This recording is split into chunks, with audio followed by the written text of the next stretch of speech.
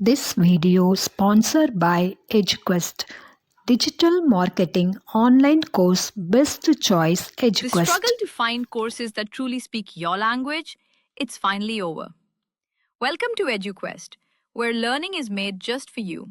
At EduQuest, we bring you a wide range of online courses, from career building programs to skill boosting masterclasses, all in your regional language. Because we believe language should never be a barrier to success. Our courses are tailor made after understanding what today's learners really need. So why wait?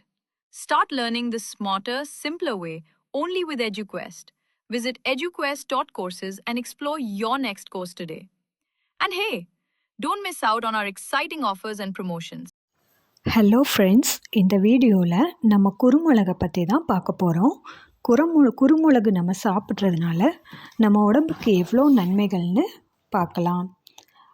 ஒரு 48 நாட்கள் தேனில் குறுமிளகை ஊற வச்சுடுங்க.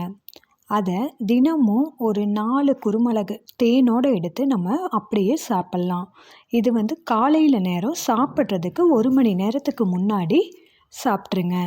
இது நம்ம ஞாபக சக்தியை அதிகப்படுத்துது.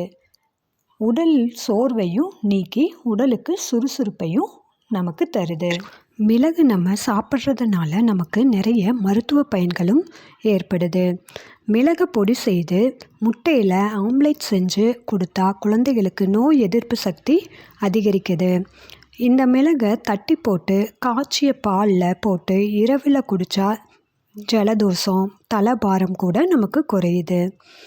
மிளகு சேர்த்து சமைக்கின்ற உணவு சீக்கிரத்தில் கெட்டு போகாது.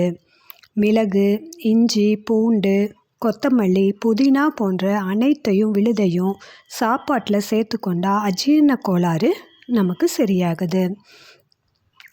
7-8 மிளகு ஒரு டம்ளர் தண்ணியில் போட்டு காய்ச்சி அந்த தண்ணியை குடிச்சிட்டு வந்தோன்னா நமக்கு மலச்சிக்கல் பிரச்சனை கூட ஏற்படாது.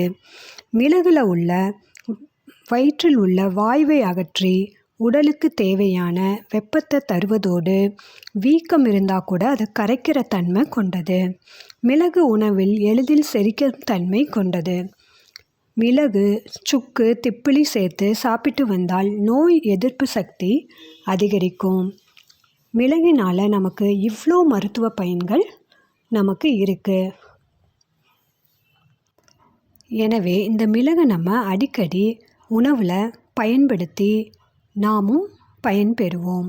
குழந்தைகளுக்கும் கொடுத்து குழந்தைகளுக்கும் நோய் எதிர்ப்பு சக்தியை அதிகரிக்க செய்யலாம். நன்றி.